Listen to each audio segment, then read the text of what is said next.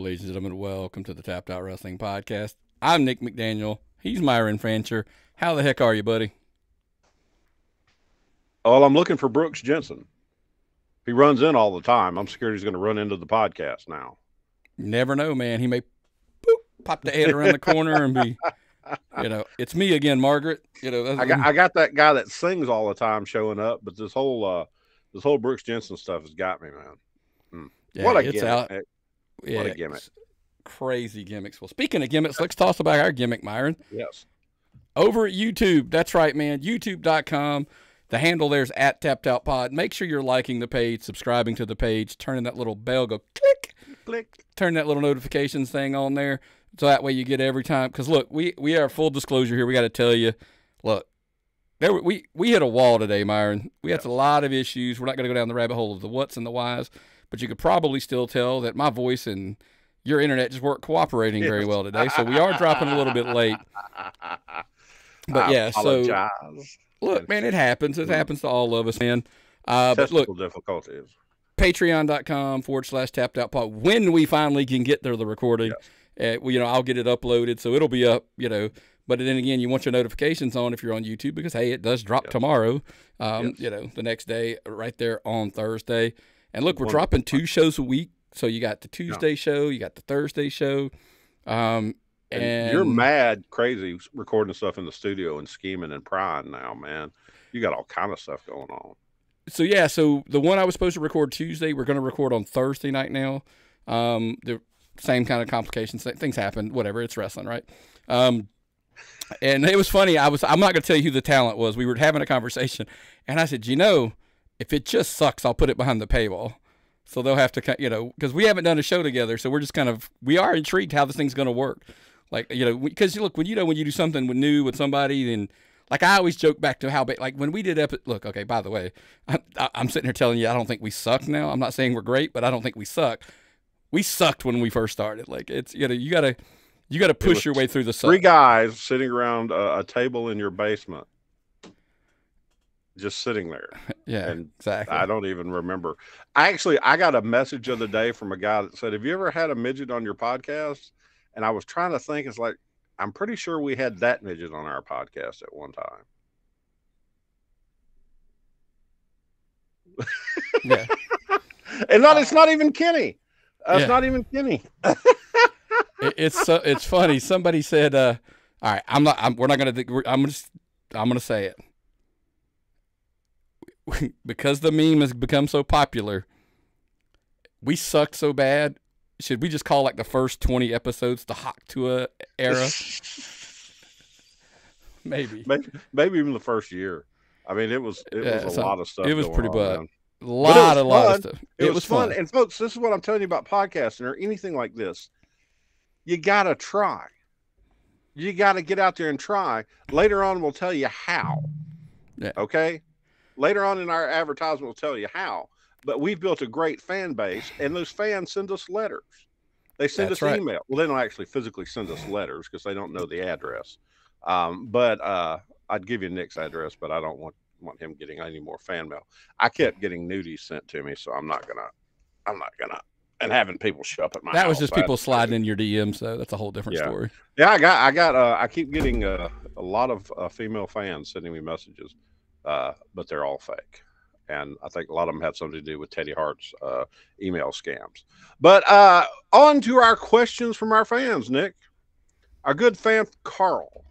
Carl is from Evansville, Indiana. Now, I know Jim Cornette talks a lot about Evansville, Indiana, a town with a lot of wrestling heritage.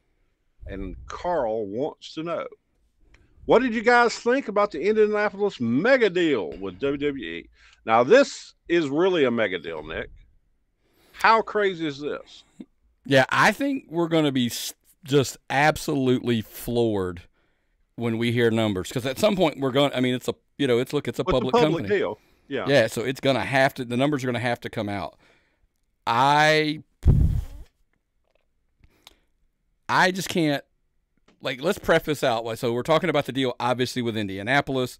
We're talking about WrestleMania, SummerSlam, but the first one on the table is Rumble 2025 coming to Lucas Oil Field, which, by the way, Lucas Oil Field, massive. Yeah, that's where the Colts play. Yeah, and that's probably owned by Indianapolis or something more of a city venue, isn't it? So it is. So well, yeah, like state, probably county, whatever. They probably all own it.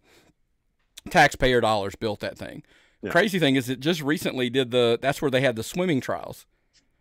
We're in that Lucas Oil, and yeah, they basically kind of the field house. No, where the Colts play. What they did was this really cool concept, by the way. They tarped off halfway across the stadium, and they built 2 Olympic-sized pools, one on each end, on each side of the curtain, so they could warm up and everything in one, and the trials were actually in the other one, and they had 22,000 people show up to watch the Olympic trials at Lucas Oil. That's crazy. Largest indoor swimming meet, or whatever you want to call it, ever. So crazy. So anyway, that's pretty nuts, man. So they've got all kind of flexibility with these venues then. Yeah. Oh, but look, Lucas Oil Field will probably where they do all 3 of those events. Okay, they'll probably do them all. So but on the other hand, they're going to do Raws, they're going to do Smackdowns, all that kind of stuff will be in the probably in the building the Pacers play, Indiana Pacers play. Basketball, that's probably where they'll do those at. But Triple H was on Pat's show, and he kind of said good. I think it was kind of a joke, but he was saying like, "Hey, we're in Indianapolis because Pat wouldn't leave us alone about coming to Indianapolis." He just kind of on and on and on. And I have to recommend that, Nick. I really enjoyed that. I know you said you watched it. It was great. I did, yeah. And then I went based on your recommendation and watched it. I thought it was phenomenal.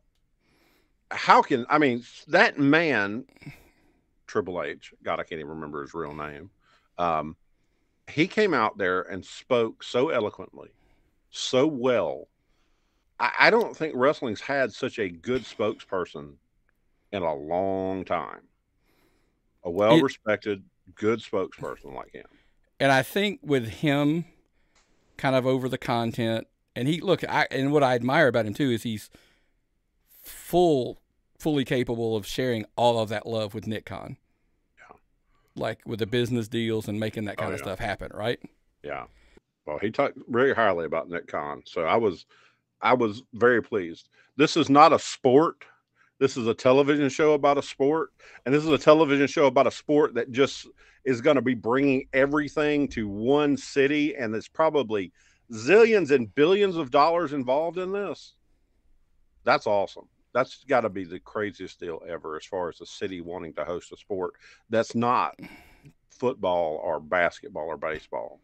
Look, it's clearly like their whole thing of wanting to be very much like the Super Bowl and competing for cities. And here's the thing, I think what people are kind of potentially looking at is all of these international PLEs they're doing.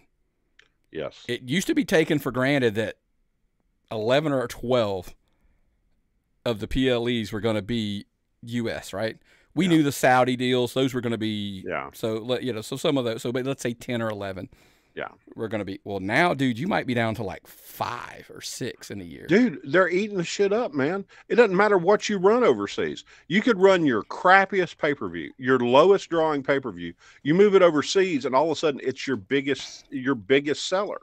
Dude, they freaking created 2. Yes. The Clash at the Castle and the Bash at Berlin or whatever they're calling it. You just run whatever pay-per-view, or you want an extra one there, or you take something that wasn't selling, give it a new name and run it in overseas, and the fans go nuts and they buy out everything you can do. Triple H was saying they did a show in Russia where there's no TV. People knew they were coming and they sold it out anyway, man. How crazy is that? How crazy is they weren't even able to watch wrestling on television, and they sold out because they knew what it was like. They knew who WWE was. International brand. So, everybody likes wrestling. So I around think the world. The reason what I was saying to that too is I think that's where they're going to get. I think you're going to see more cities get aggressive. Yes. With instead of just saying, "Hey, we want Mania." Like, I think you're going to see a city go, we want Mania and SummerSlam, or we want Mania and the Rumble. Like, they're going to stagger, you know what I mean? But they're going to plan years out. And, like, how crazy would it become if at some point, like we've got a PLE schedule for like 12 to 18 months in, you know, even 2 years in advance. Like Super Bowl, the Super Bowl has to, they have to compete for stuff like that. They have to lay that stuff out and plan it all out. You're going to know where it's going to be because people are going to have to. They're going to have to get their bids in to get these pay-per-views because they're going to be that big an economic stimulation to the area too. Well, and what'll happen is it'll trickle downhill. That if all of the Manias, the Rumbles, the SummerSlams are spoken for, well, then all of a sudden it's like, hey, we want a Money in the Bank, or shit, we want a King of the Ring, or whatever. They're going to start wanting even the next tier down, because they're like, we just want a PLE, like we want one, need one. So so what do we think of it? Look, I think it's great for their business. For one, I think it's a huge indicator.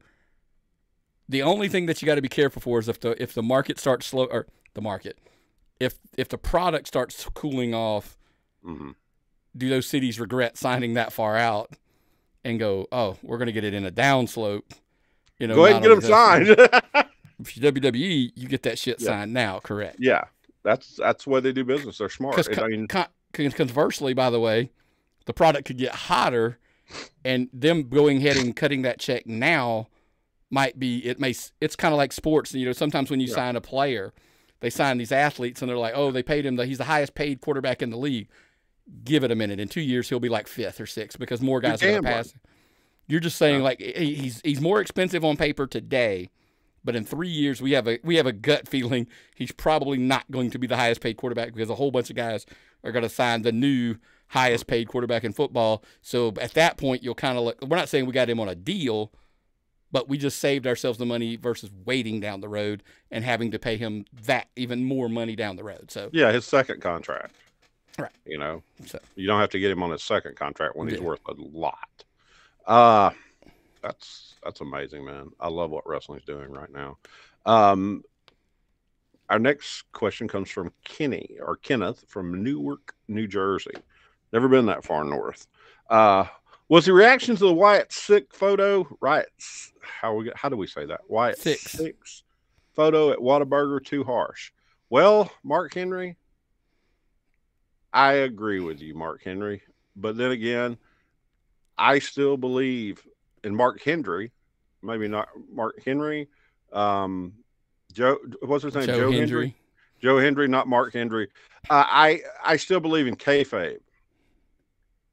And that's a lot of money they put into these yahoos.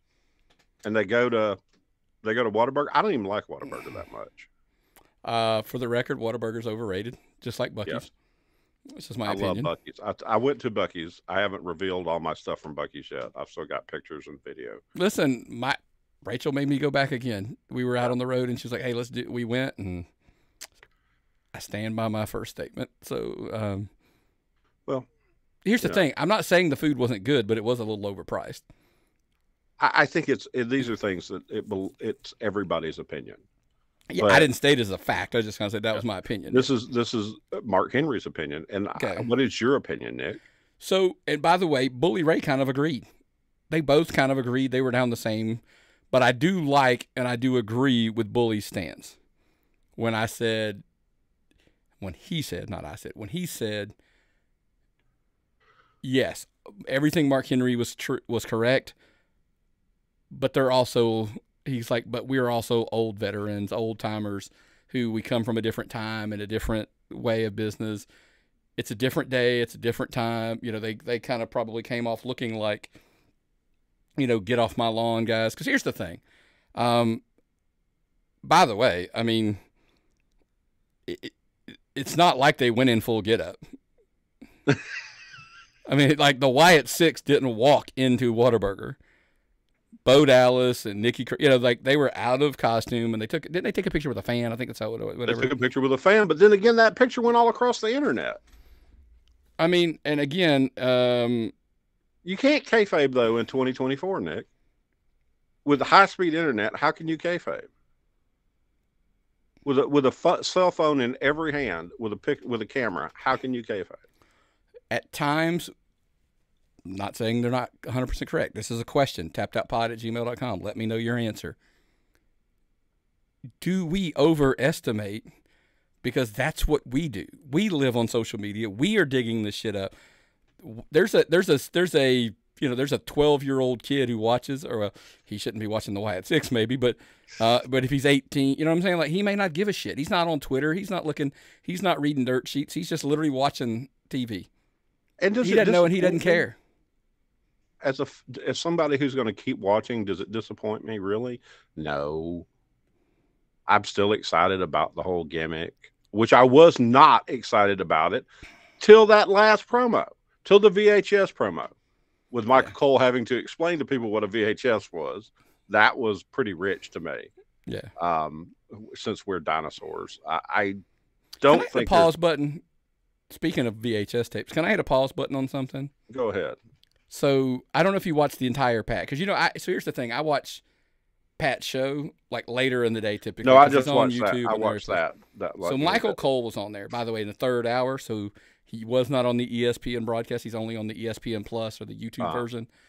Go check it out. Hearing Michael Cole drop F-bombs and stuff like that is so funny. It's so funny to hear him out of like WWE Michael Cole. But anyway, I digress. Yeah, go check it out. If you can find the go to Pat's show on YouTube and go like to hour 3. He's on there, and check it out. But what I really wanted to sidebar here and ask was, I know, because he's right. They discussed this a little bit on Pat's show. Michael Cole took a lot of grief for a lot of years about how bad, he sucked, he was terrible, blah blah blah. And they asked him about it, and he said, "Look, I was in a very bad situation that I followed what I considered the greatest announcer of all time, Jim Ross." He goes, "I just persevered through all of the bad years where everybody hated it, and he sucked or whatever. Now 20 some odd years later, he's appreciative." I wanted to say all that to get to the point to say, dude carried like 2 hours of Raw by himself. Yeah. Like, that's pretty cool. Well, the guy's great. Without Vince in his ear, we're really seeing how good he is. I'm enjoying him these days. I'm not complaining about him. He's not using phrases that a 1,000-year-old man would be feeding him. Okay, he's our age, isn't he? Or somewhere around probably somewhere in our, I had to think about it. Probably so, yeah. I mean, he's around our age, in his late 50s or somewhere in there.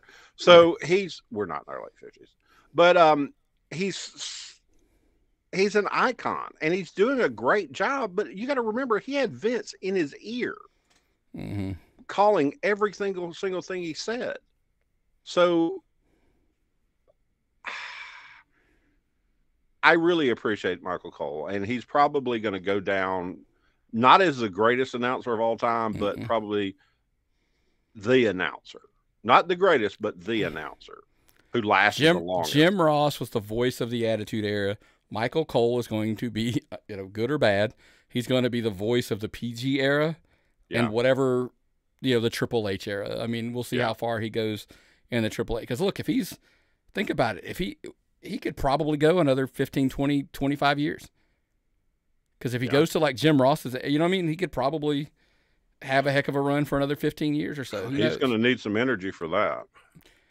That he will, man. And I'll tell you what, if you're like us and you need some energy, check out our friends over at Dubby, man. That's right, Dubby.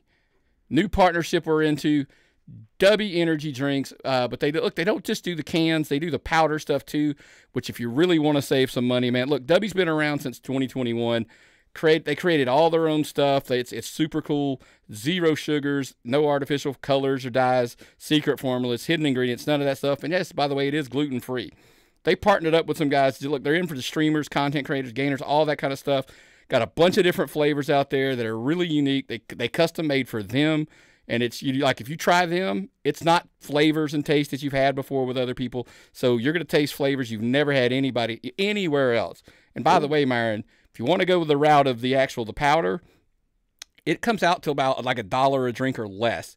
That's way amazing. Cheaper. Yeah, way cheaper than if you're going to, Starbucks, or you're going to, your canned drinks at the grocery store, any of that, or even the gas station for that matter. Make sure you're checking them out. And guess what, man? One of the best things of all, made here, right here in the USA. We love that, of course. Oh, yeah. But, man, look, go on to Dubby.gg, only on the website. Check them out. Use the promo code TappedOutPod. Shocking, right, for us? Oh, yeah. TappedOutPod. Get 10% off your order, man, and help support the show. And especially, like, you can get a little shaker, dude. Did you know that? You can get, like, a little shaker, mix it all up in the car. All these wrestlers that are out there hitting the road and everything like that. Get your powder. Boom, just mix it right there in the car. You're good to go. Well, God, my morning coffee at Dunkin' Donuts costs like $3.50 a cup, man.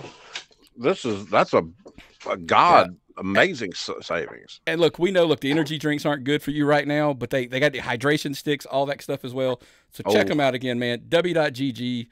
Check them out, man. And like I said, to help support the show, put that little promo code in, TappedOutPod. Or I share the link occasionally on our social media. So you can actually just do the direct link, and it'll use our, for our code there or whatever. So, anyway. All right, buddy. Well, let's keep it rolling here. Back to the mailbag. Paul from San Francisco, California. I've always wanted to go out there. Do you think it is possible that they end up with too many Bloodline characters involved? I don't know how many people are in Samoa. I do think there's a large amount of them currently on wrestling television, maybe more than ever. Also, condolences to Roman Reigns on the passage of his father, Sifa, one of the greatest wrestling characters of all time. Also, supposedly, everything I've read, a great guy. But too many Bloodline characters. Well, we're really at the same amount right now as it was. Well, before. I think, but don't you think they're talking about, like, look, we are all under the assumption Jimmy's coming back, Roman's coming back, Jay's still there. You got the 4 actually in the Bloodline, the new Bloodline, if you will. There's rumors that, look, Hakulo, he's Tama Tonga's little brother. His New Japan contract's up. Like, he's rumored to be coming. Because since the addition of Jacob Fatu, look, there's still other members. Like, there's still other brothers, cousins, uncles, cousins, brothers, sisters, roommates still that they got to add to the equation. You've got Lance Anoa'i, who, by the way, he was actually been in WWE before. So, because he wrestled 2014, 2017. He had a match. He wrestled Shane McMahon in a match. That's what it was. He was he was dressed up like Roman. It was in Shane was doing a thing. But, so it's not like he hasn't been there before. So there's still a lot of pieces to put in. And I think what you could do potentially in this situation is, as guys phase new ones in maybe or something. But, I'm going to say, let's answer Paul's question. No, I don't think you can have too many. No, because the story is going to continue. I think, but you're going to see guys come and go potentially. But I want to ask you this. Completely going to go back to the question you asked before this and this one. In a small snippet, if you read between the lines of what Triple H had to say on Pat McAfee show, he brought up, what if the Wyatt Six and the Bloodline run into each other at some point down the road? What happens? So, and you're going to have a good and a bad Bloodline too, right? And here's the thing: there's so much. Let me fantasy booking for 30 seconds. We get the Civil War, the Bloodline Civil War. Mm-hmm. We get a winner. The Bloodline kind of comes back together. Let's say there's a blended version of it, and it ends up being 6 members or so. And the thing that completely solidifies them back is, if they're all baby faces, is a heel Wyatt Six comes in and attacks. So then you have a united Bloodline versus the Wyatt Six. So is Sami Zayn going to come back and be your Owen Hart? So I think, I don't know, man. The more people they keep pulling in, at one point I was very heavy. If you're going to go Nation of Domination, I don't think we go that far. Okay. But I think that it's just, I think there was a part of me that thought Sammy was going to get pulled back into this. Still potentially could, by the way. But if Julio, I think, or whatever, how they pronounce his name. I'm horrible at this stuff, guys. Forgive me. I'm just a country boy from Georgia. If he comes in and then you start talking about other members like Lance Anoa'i or the other Fatu come, you know what I mean? Like, there's just so many pieces that could fall into place that they don't even need Sammy. I'm hoping that it is, though. I really do hope that it is. I hope Sammy's back into the mix at some point. Look, it's good stuff. It's good stuff. If it starts sucking, then we'll complain, because then everybody will complain. But right now, it's great stuff. Okay. Yep. So this guy named Jace from Cleveland, Ohio, sent in an email, and he asks, now that we have all the dates and channels for WWE moving forward, how do you think it changes? Or does the look... sorry, I got this one all wrong. How do you think it changes, or does it... Or does I don't know. Or does change it? the look of the shows going forward, yeah. Okay. So CW officially announces it's October 1st. They finally get the actual, like, hey, it's October 1st. That's when they're moving to Well, I want that CW. Show. If I'm a network, it's probably going to be the biggest thing on CW. It will be the biggest thing on CW. Like I 700,000? So. And how many? It was 780. It was 780. Not because we're recording late, but last week it was 780. The Joe Hendry. Yes. Okay. That was amazing. And that was, they set that up. They were going to tell you TNA people were going to be there. That was the week after Jordan Grace. It's probably going to be a little fall off this week because they didn't have that. Okay. Guys, I knew we were going to ask. I Googled it. I've got it. It fell off a cliff, as they're going to say. It was back to 6/11 because it wasn't, and everybody's, of course, that's, because Joe Hendry wasn't there. Well, let's slow down and pump the brakes. If you get to use, just saying, if we get to use a Kendrick Lamar Amazon Prime Video as an excuse, then we're going to use the CMA Fest on ABC, which pulled about 3.2 million viewers in the same. So yeah, that's kind of where I would argue. It probably has more to do with the show that was on a regular cable or regular TV channel, not a cable channel, but so be it. But by the way, I'm so sick of that. Anyway, don't even get me started. Excuses, yeah. Yeah, it doesn't matter because the things it's like a roller coaster with viewership at this point. But so CW October 1st, January the 6th is Netflix. WWE, I want to come back to that in a second. Smackdown on USA, they have said that that's actually going to move early to September 13th is when it's going to move from Fox. And so it's not going to be October. It's actually going to be a couple of weeks early. So we talked about that for a couple of weeks. USA is going to have all three for like 2 weeks. That's wild, man. That is wild. Crazy. Yeah. What does it mean for NXT, SmackDown, and Raw? Any thoughts, Myron? You heard what they said, what Triple H said about Raw moving to Netflix. They're going to be less hampered by the editing, the censoring. They're going to be a little bit more raw, for example. It's going to be a more... It's edgier content. Edgy. Edgy. Spicy. Spicy is the word I keep seeing on the internet for stuff. Spicy. It's going to be more interesting. It's going to be more of an adult product. I doubt it's going to be, nudity and stuff, but it's going to be a little bit racier. It's going to be worldwide. Okay. They're going to have all the stuff instantly accessible in live worldwide. All the shows, even the stuff you can't get here, they're going to have all the shows worldwide. The library worldwide. So let me ask you, because I think what's the coolest concept, I really do, by the way, and I think this is going to be lost. And if you think I'm overreacting, this tappedoutpod@gmail.com, let me know. I just think this is a cool concept.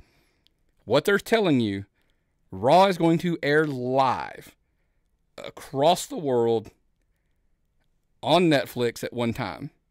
However, what's cool about it? There ain't no DVR you got to worry about and nothing like that.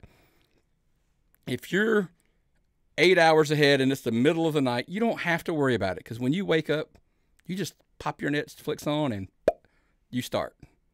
Whatever. It's there for you. There's no, hey, you got a DVR. You ain't got to worry about it. It's just going to be on Netflix. What about commercials? That's the other thing. One of the coolest answers that I heard, and this is a rumor, this isn't a fact, but I've kind of heard, like, listen, I don't think Raw's going to be 3 hours. I just don't. Now, what's really cool about Raw, look, we're going to find out. We're going to find out down the road, right? It's going to happen. I think there's going to be weeks Raw is 2 hours and 32 minutes. There's going to be a week where Raw is 2 hours and 47 minutes. Oh, shit. I didn't think about that. Because you know what you ain't got to worry about? When you're on a network, we need your show on the air until 11 o'clock. With Netflix, they don't give a shit. They're like, give us, 2.5 to 3 hours. Figure it out. Make it a good show. Because the ads are going to run if you have the ad version. And I got to figure out how the hell they're going to do that because I'm a cheap guy. And I pay for the ad version of Netflix. Might be the thing that eventually breaks me and gets me away from the ad version when they move over. Well, Netflix is the biggest streaming service in the world. Okay, it's much bigger than Peacock. It's much bigger than any of these other streaming Now, remember, services. though, look, we got it because I keep hearing people talking. I'm like, people do realize, like, Peacock has the deal for a little while longer here in the United States. Like, we're not moving everything in the country, like, to Netflix. Like, it will still be on Peacock for a while. But now, I believe the rest of the world being on Netflix with everything is the guinea pig to find out if when the U.S. contract is up with Peacock, does it all move to Netflix, period? Well, Netflix, if they are getting a good return on it, will probably outbid Peacock for it. For the library. But here's the thing. They're not going to be able to get NXT and Smackdown because those contracts are going to be even longer. Yeah. So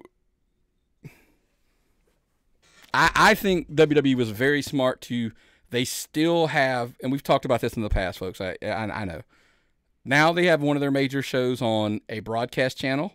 CW has, NXT, a cable channel, SmackDown. Oh, by the way, what about the rumor that SmackDown may go to 3 hours on USA? Because they're losing 3 hours. They're losing 3 hours of content. 3 hours of content on Monday night, which I think is probably. But it's still going to be Fridays, or is it? That's what we hear. That's what we hear as of now. So, but they're not, because Raw's going to be on Monday still. So they're not going to run it against. They're not going to run it. That makes no sense to run it against. So it's going to be probably Friday, Thursday, whatever. Anyway. Can't be it could be Tuesday, but Tuesday's when NXT's going to be, so they're not going to want to do that either. Well, that'll all shake out later. That'll play out down the road, but I just think it's genius that they've put it across all the different types: a cable channel, a broadcast channel, and a streaming service. So they're going to find out. They're going to find out. It's, as Triple H pointed out, they're always ahead of the game. Yeah, and so it's groundbreaking. Groundbreaking. Everything they do has been groundbreaking. And I tell you what, as long as we're talk about scheduling stuff, we schedule all our podcast episodes to drop. We talked about our podcast episodes. Where did we go the whole time, Nick? Where have we been? We've been on one home since day one. I was dumb enough to move for a couple months and realize the absolute mistake that was. So we come running back to Libsyn.com. That is right, folks. If you're going to do a podcast, I can't recommend the platform any more than this one. Libsyn.com. Use that promo code, by the way, TAPPED. It's right there on the screen. Get a couple months for free. Try it out. Like I said, it distributes to every single platform that's out there. They've even come up with some cool new YouTube features that we don't use because I do some behind the paywall and all that kind of stuff. But you can do YouTube stuff. You can do, whether it's Amazon, whether it's iHeart, whether it's Apple Podcasts, Spotify, whatever. All of the distribution, everything in one home. And by the way, they can even handle some advertising for you at Libsyn.com and use the promo code TAPPED and get signed up and get a couple months for free. Yeah, a guy asked me Saturday, he's like, "Oh, where's your podcast at?" I'm like, "What do you got?" I mean, we're everywhere. Somebody goes, "I got Player FM." I go, "Yeah, we're on there." He's like, "Really?" I'm like, "Yeah, we are." Like, what the hell is that? Some people are out there, man. Some guys do some crazy things. I'm amazed at how much talk we get about podcasts in general. Like I say, I was telling Heath on the indie show that I had a young man come up to me at the Disruptor show and was just asking me a bunch of questions. He was a big fan of the show, asking me about he wants to do a podcast and do I have any advice for him. By the way, folks, when you first one is sign up at Lipson.com, use promo code TAP. There's my first bit of advice. Number 2, just be too stupid to quit when you should. That's the best advice I can give you. Just keep going and push through that wall. And when everybody else is telling you to quit, just keep going. Never listen to your wife is my motto. No, I didn't say that. Oh, I'm saying don't. Well, if she fall, I'm saying say don't listen to the people that are telling you to just to stop for no reason. I mean, yeah. Don't ever listen to the people who are telling you to stop for a reason. You will prove to them that you should stop. Yeah. But our friend Dwight from Lincoln, Nebraska has asked, do you guys believe any of the Shane to AEW rumors? Well, you're getting this from some reputable sources, folks. Where have we heard this, Nick? Look, Conrad and JR were talking about it. If Conrad has said, like, he has specifically heard it from somebody he trusts inside of AEW, it's a talent that works in there. And look, JR has even kind of said, like, it's really not as it's not inconceivable as some people try to make it out to be. I mean, if Shane does this stuff for thrill seeking. Look, he didn't have the greatest relationship, from if you believe everything that you hear, with all parties involved in WWE from time to time. If Shane wants to jump off another cage and there's a talent there that's wanting to let him do it, and Tony Khan wants to stroke the check, I mean, I think let me back up. Let's start like, do we believe it? It could happen. Let's go with that. I'm not saying it will, but it could happen. Is this the equivalent of Vince Russo wanting to get O.J. Simpson to take a lie detector test on WCW? Is this the great rumor we hear about 30 years later? But we're hearing it right now. But that's the internet. That's the internet now. Here's the more important question. It's not will it happen. It's should it happen. Like, if you were Tony Khan, because think about it. It's really hard, because I think your answer is going to surprise yourself. If you were Tony Khan, would you do it? No. Why? This is a no-brainer. Absolutely, you do it. No. Your base. Why would you not? Why would you not? Your base would lose faith in you forever for bringing a McMahon on, unless you called him Shane McNuggets or something, or made him wear a mask. The base would go nuts. They would look at it like you are totally betraying their entire plan and their thoughts. They don't want this stuff. They don't want this hype wrestling. They want you to get in there and have 5-star matches. Matt Hardy has verified this. Okay. Can I tell you something, though? What? Everything you just said is all the reasons you should do it. Yes, but they won't do it because of that. I think if enough people can get in his ear and go, listen, we've got to move the needle. We're struggling to move the needle. And now I'm not saying this is going to work, but I could see somebody saying, you want to bring some casual eyes.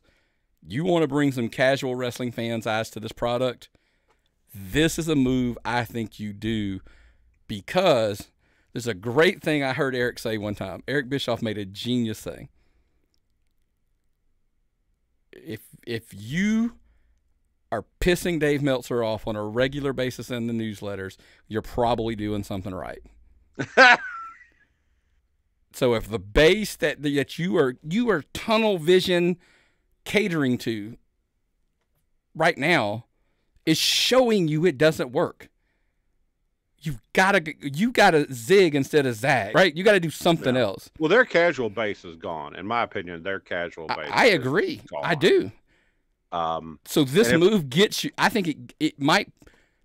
If you told me you're going to give me 3 hours on a pay-per-view of wrestling and one match of Shane McMahon versus somebody, I think you would actually gain I'd buy it. eyes. Well, you're going to gain eyes. You're not going to piss that match might piss the fan base off, but the other 2 hours if it's only one match, it's going to still be a 3.5 hours. Other matches, other than that match, they're going to love that. So they'll still be happy. But can you give me something to give me some casual eyes that aren't watching on a regular basis? So you got to get in Tony's ear and out of his nose. Something. Is that what you're telling me? Well, I don't know what I believe yet, Nick. So I'll have to see this. I'll have to believe it when I see it, and I'll have to see the results. But I think this would be the next CM Punk fight video. You know, I just don't think it'd be. I don't think it'd work out for him. I'm sorry. Maybe. Yeah, this would be if we saw the Who Killed AEW show later on. I think Shane McMahon would be being interviewed and saying "bro" every 5 seconds. Yeah. Well, on to our friend Zach from Arlington, Virginia. Now I have been there. Is AEW Forbidden Door the epitome of what is holding back the company from the masses? And I say yes. And what is your opinion, Nick? 1,000%. We just talked about it, right? Like, here's the thing. If you look at the Forbidden Door, by the way, that card's just around the corner, right? It's just this weekend. The Forbidden Door card, I looked at it because I was like, hey, let's break down the pay-per-view, right? Full disclosure, we're a wrestling podcast. It's what we do. I'm going to say something that just will blow your mind, Myron. Will Ospreay versus Swerve Strickland for the AEW World Title is main eventing that card. That's not the part that should blow your mind. That's not well, every other match on that card is an AEW talent versus an international talent that I don't think any remote casual fan in pro wrestling, because there's people on that card I had no clue who they were, and I should, and that's on me. So I'll take that criticism. But there's people on that card, I'm like, I have no idea who this is. I've never seen this person wrestle a match. Again, that's because we are more casual wrestling fans, and we're not big, giant. There are people in New Japan we know, and we've watched, and I've watched New Japan shows. Yeah. I'm just like, I just don't. And so the question is, when you say it's the epitome of the problem, this pay-per-view is the epitome of it's such a niche product that I'm like, by the way, the buy rates are going to tell us, right? I mean, we're going to find out. Well, see, a casual fan should look at an NXT pay-per-view and not know who everybody is. Not your main show pay-per-view. Okay? That's the problem. A casual fan should be able to look at a WWE pay-per-view and say, I know who everybody is. Even though this is a specialized pay-per-view, they should have more ideas of what's going on. This is a pay-per-view that caters to that tiny, tiny percentage of people. You know, the people that explain shit to us at wrestling shows. Not the people that, like, go back and explain high, like, thoughts in wrestling, you know, how storylines work. But the people that explain matches to us out front. Not the people in the back, but the people out front that explain things and corner us. It's people who check facts and wrestling. You know, the people who do fact checking on wrestling, which is the stupidest shit I've ever seen in my life.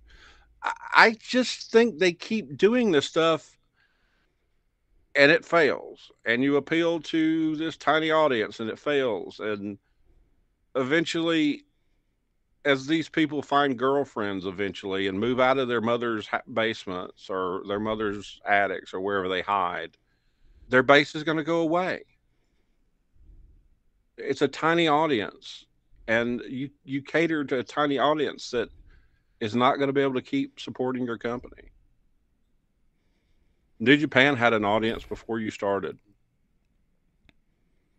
AAA had an audience before you started. And if you're not watching, you may see some AAA on WWE for the way things are going. And they'll do a better job. Well, here's the thing where I'm kind of getting at. I think, look, WWE, I think I'm beyond the Forbidden Door thing because of everybody kind of acknowledging and playing together now for the most part. Except WWE and AEW, of course. But when WWE did it on NXT, it was one match. Jordan Grace came on and she wrestled. You know what I mean? So if you were in it, by the way, if you're watching, you said something, and I want to clarify what I mean. If you're watching an NXT PLE, you're familiar with the product. Yeah. I don't think you're watching an NXT PLE if you're not. So you would have known everybody on that card except for maybe Jordan Grace. But they did a good job, by the way, for a couple of weeks on NXT of telling us who she was. Introducing each other. they're doing that to somewhat. So because people are going to clap back a little bit and say, well, they did that on AEW a little bit. I get you. But not as much in my opinion, but that's just my opinion. Take it for what it is. So I think there's, like I said, it's just the assumption that I think their fan base, by the way, it probably is, a lot of their diehard base is diehard fans to the point they're checking the internet. They know who some of these people are. They're going back on YouTube and watching some of their matches. They're downloading the app or they're going to New Japan World and downloading or watching the matches. Okay, that's crazy. I don't have that kind of time all the time. So that's just not going to happen. So, but anyway, yeah, I think it is an example. Hosers. And you know where the best hoser I know is? jmartinandcompany.com. That's right. Our friends over at jmartinandcompany.com. By the way, I had the pleasure this past weekend. I hung out with Jamie Martin and his son at Disruptor. They sat at our table this weekend. It was always a blast. But jmartinandcompany.com for all your pressure washing, window cleaning, gutter cleaning, residential or commercial needs. And look, if you're a builder and you got a neighborhood, they do subdivisions. They'll do contracts for everybody. So make sure you give them a call, give them a look. jmartinandcompany.com, or like I said, my favorite way is just to give them a look. Boom. But follow them on Facebook and just shoot them a message when you need something. They're really good about getting back with me that way and taking care of the job. Look, if we trust our families, with their business, yes, obviously it's somebody we're 100% behind. jmartinandcompany.com. Yes, sir. Yes, sir. On to our next question. Roger from Raleigh, North Carolina, where Andy Griffin used to ride off to. Do you guys think TNA is really benefiting from the WWE partnership? Well, let's look at some numbers, Nick. I mean, I guess the case could be made. Look, I know. Look, because here's the thing: people are going to talk about their TV viewership. Jesus, have you tried to find that channel? Well, I get it on YouTube. I pay $1 a month for it on YouTube. Yeah, I have it. You know how I find it? How? It's literally like one of the top channels in the guide. Like when you scroll through the channel guide, it's right there at the top, so I can find it. I looked and I couldn't. I was like, "Fuck it, I'll just get it for $1." That way, I don't have to look for it. Because I watch more YouTube than I do YouTube TV. That sounds weird. Both the same company, but they're doing a good buy for the tickets for Slammiversary. Yeah, it looks like they're around 2,500. Yeah. You think they'll do 4? They'll do 4. Yeah. I mean, they'll hit AEW show numbers. Well, that 2,500, they're already close. I mean, saying. It's their big show. We gotta acknowledge that it's their big show. You think they'll get some talent? That's what they were going to get. We're all waiting to see if they're going to get a talent announcement, and they may get even more than 4,000. Is that the top? Is that the top? I think that's what they're hoping for. Is like they max out the building at like 4,000 would be a good. Well, if they get an announcement or something like that, or we see somebody turn up besides the woman that showed up from NXT, if we get somebody besides that showing up, we're liable to see a serious pay-per-view buy rate and a serious audience pop up. This whole cooperation, co-opetition is what I call it with WE is helping them. Okay, it's helping everybody. NXT numbers bumped up. NXT is doing better numbers than AEW's #1 show. Well, I don't know if they will this week. This week it may not be the case. We'll see. We'll see, but it's got a more positive buzz right now. People are talking about how good it's doing. Yeah, I thought it was ironic, by the way, that Eric Bischoff brought up something that I thought was extremely interesting. Yeah. Yes. That he brought up that from a legal matter, it may benefit WWE more than anything. Yeah, I didn't think about this either till you said something. So he brought up the fact that MLW's lawsuit, it's kind of hard for antitrust, monopolies, whatever, to be accusations to be thrown around if you're working. I mean, think about it. WWE's a monopoly. They take control. They should be getting antitrust laws. We're working with TNA. We're working with Noah. We're working with this promotion. We're working in with some indie stuff. That doesn't really hold a lot of water in court anymore, does it? Yep. So I think that benefits them greatly. And I honestly said I never would have thought of that. No, Ever. me neither. Me neither. I didn't think about that at all. But I mean, MLW won a good bit of money, didn't they? $20 million. $20 million. And by the way, if Court Bauer was a smart man, which he is clear, I'm not saying he's not. Let me back. I don't want to say that. But if it were me, I'd have packed my $20 million and went home. And he's never going to make that money. Like, reinvesting in it, I don't know. It'd take him forever to make back his $20 million. In wrestling? If he buys WWE stock. Hold on. I do want to mention, though, literally like an hour before we record, maybe two, before we recorded, he picked up a great asset for that company. Uh-huh. Former WWE, former TNA, he's executive producer. David Sahati has joined MLW. Okay, that's that's a good acquisition. That's a good acquisition. Not they have one of our favorite wrestlers. Yes, working for him. So just saying, our good. Well, we can't call him a friend because he's a gimmick. Yeah, but a guy we're scared of. Cruel. Yeah. But yeah, more power to him, man. More power to him. Sorry, I completely lost our train of thought. I want to go back to, I think TNA they need a bigger name to show up from NXT. I think they really do. I think they need a payback. Jordan Grace took a loss to somebody. She's their women's champion. I think they need to have somebody of value show up in TNA. NXT maybe do a job and return the favor a little bit. Yeah. And they got the Hardys now too, so it's just a matter of time before the Hardys, Matt and Jeff, come across and do their retirement tour in WWE, and hopefully they can do the broken gimmick there too, because I love getting to see that. But again. Who do they need? Who in NXT needs to go over and do the favors for them in TNA? Is it because there's no female talent? I mean, it's got to be. Is it a tag team or is it a male talent or? See, going into last night's NXT show, I thought it would be Sean Spears, somebody of that level. But then last night he picked up that big win, so you kind of like, okay, well that changes everything. He can't go over there and lose now. If they could send Trick, Brooks Jensen could show up. That would be cool. I think that's as crazy as this. I think that's the angle you run with, because he's trying to get away from NXT and he runs over to TNA and have the Wyatts just show up. You don't have to have them wrestle; just have them show up with the Hardys there. Do a co-promotion. Do one of those Hardy bits, and have the Wyatts there. That would just turn the entire wrestling world. Do a broken segment at the compound, and the Wyatt Six shows up. Yeah, just do something like that. Do something funny and interesting. The possibilities are endless, Nick. Yes, the possibilities are endless.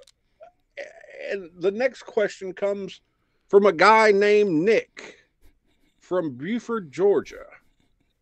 Not to reveal the secret location of the studio, but he asks, would you buy AEW for what WWE bought WCW for? So if we go back at our math, in 2001, WWE bought WCW for $4 million, which in 2024 money is 7. People complain about inflation. By the way, that is a Google calculator. If that is incorrect, blame it, not me. Yes. So $7 million is all inflammation. It's not inflammation. Inflation. Inflammation is what you have in your knees and shoulders. Yes. Yes. I'll sprinkle some of this ibuprofen on the number. Okay. So tell me about this, Nick. So so it obviously became from the who killed WCW. The number came up. Bruce Pritchard referenced it in a question last week. So it was just top of mind. And so I'm sitting there in my head going, we were worried, AEW still hasn't announced a TV deal. So are they going to get a TV deal? We've talked about it in the past. First of all, let me ask you a question. I'm going to answer the question with a question.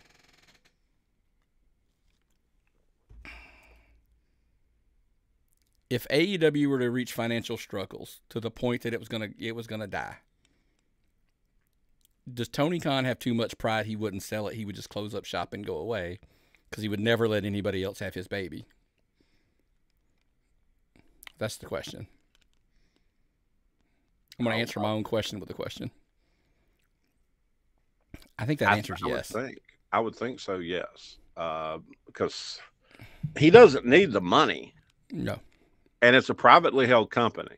So it wouldn't be like they needed to get rid of it like they did with WCW. And Turner wanted to throw it away. You know, they had the contracts, the talent contracts you told me were through AOL Time Warner. So that wasn't an asset for WWE. Well, the funny part is the contracts are liabilities anyway. Yeah. So the only thing with no TV, you got to start there. If there is no TV deal, it's just basically the kind of the same aspects of when WCW was folding up shop. It's like, we don't have TV. All you're buying is a library and some wrestling rings, essentially. So what's it worth to you at that point? That's the struggle.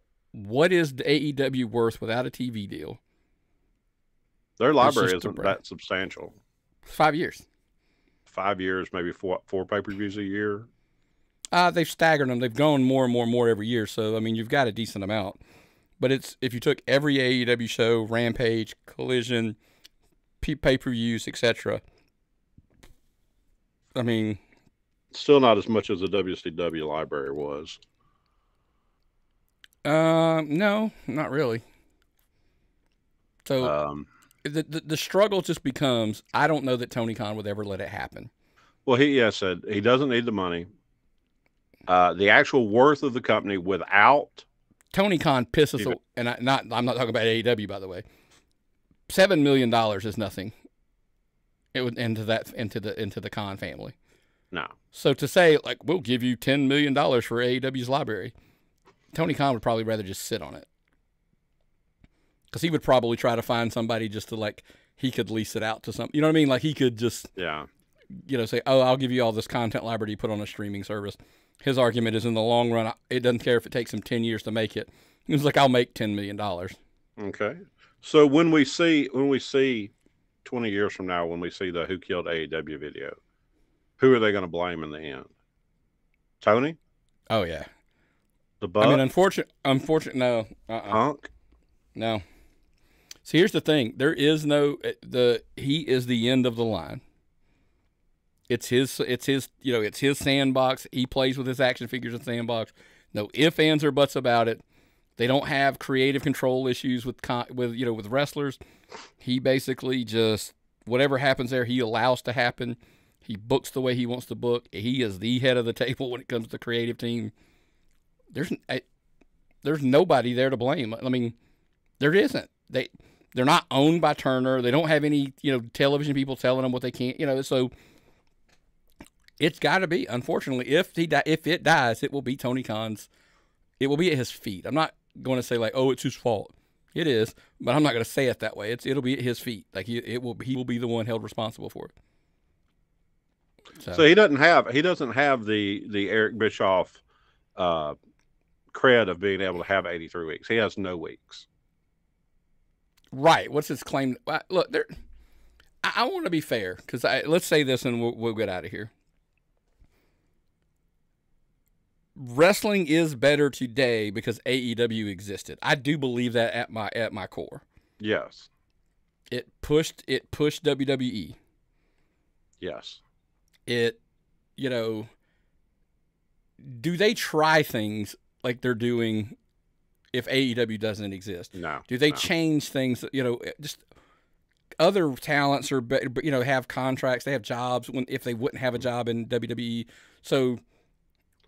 Well, Matt Kuhn, that guy we know, said that he said very, very simply said, they're not doing this for artistic pride. WWE is doing this to differentiate themselves from the other wrestling companies. Mm-hmm. They're excelling because of the competition, and they have to, in order to continue to be the number one company, they have to do this. WCW pushed WWE in that era. They finished the 83 weeks run because they had to get better. They had to beat the competition. Competition makes the winner better. A controversial take at times is people don't want to give Eric Bischoff the credit for he created the Attitude Era. WWE just got to continue to do it when WCW was told you can't do it anymore because of standards and practices. And then they started kicking WWE started kicking the shit out of WCW at their own game because they could get away with it still. Fair enough. And so, I would hate it if AEW went away. I don't really want to see him fail. I really don't want to see him fail. I just don't know what I want to see him. That's the thing. I don't know what I want to see out of him. And that's hard for me. I need to sit down and think about that. There's a whole take, and I'm not going to get into it because Eric Bischoff threw out a huge thing about he had an idea of how they could maybe potentially turn the company around, make it profitable, make it this and that and the other. Look, who knows, Myron? That might be something that we throw over there behind the paywall on YouTube, youtube.com, @TappedOutPod is the handle. Of course, you can do patreon.com as well, patreon.com/TappedOutPod. Get the show early. Get some early stuff. I know a couple of the guys reached out to me just today after we watched the final episode of Who Killed WCW. I think we're going to do a little behind the paywall thing with me and 2 other guys where we kind of break down the whole series itself. That'll be there on YouTube and Patreon, of course. But hey, look, we get it. Some guys, look, you can only handle 2 shows a week. That is the indie show that drops on Tuesday, the national show like this, this one that drops on Thursday. Spotify, Apple Podcast, iHeartMedia, Amazon Music, anywhere and everywhere you get your podcast platforms. We've talked about it 100 times, right, Myron? We're everywhere. Make sure you're subscribing. We're everywhere. Subscribe. Give us a 5-star rating and review if you would feel so inclined. We would greatly appreciate that. Yes. Means the world to us, and we agree. That's a heck of a week, man. There's a lot of stuff going on, and like I said, there's something I kind of look like I really want to dive into. Who knows? Maybe we hit stop record on here, and then I just say, "Hey, stay on. Let's record that bad boy, and let's see what happens." Oh, okay. So we'll see. So anything else before we get out of here, man? No, man. I'm good. So what's the old saying, brother? If I've got nothing and you've got nothing, what time is it? It's time to tap out.